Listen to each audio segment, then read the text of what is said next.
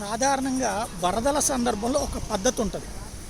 మామూలుగా కృష్ణానది దగ్గర వరదలు వస్తున్నప్పుడు ఇప్పుడు మనకి ఎలర్ట్లు ఎట్లా వస్తాయంటే వర్షాలు వస్తున్నాయి, తుఫాన్ వస్తుంది, ఇట్లాంటి ఎలర్ట్లు సహజం.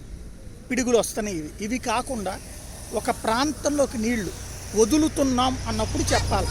ఎస్పెషల్లీ ఏదైతే విజయవాడలో ఎదురైనటువంటి సమస్య ఏంటంటే చెప్పా పెట్టకుండా నీళ్లు వదిలేయడం.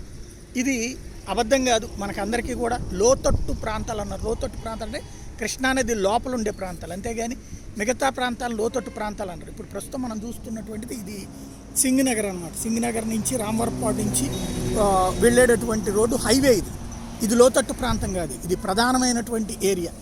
ఈ హైవే ఏదైతే గొల్లపూడి నుంచి ఏది మన కోల్కతా వైజాగ్ ఈ వెళ్ళేటటువంటి రూట్కి లింక్ అయినటువంటి ఇన్నర్ రింగ్ రోడ్డు పరిస్థితి ఇది.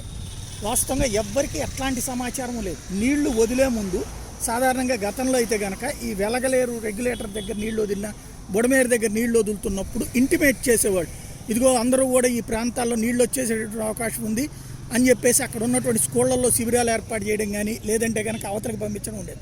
అప్పుడు కూడా ఈ ప్రాంతానికి నీళ్ళు వచ్చినప్పుడు అటువంటి దాఖలాలు లేవు. ఇప్పుడు ప్రస్తుతం చూస్తే ఓవరాల్గా హైవే, లేదా ఇది హైవే అనే కంటే కూడా ఇన్నర్ రింగ్ రోడ్డుకి ఈ తరహా వాటర్ రావడం అన్నటువంటి క్రమక్రమంగా పెరిగిపోతూ వస్తుంది.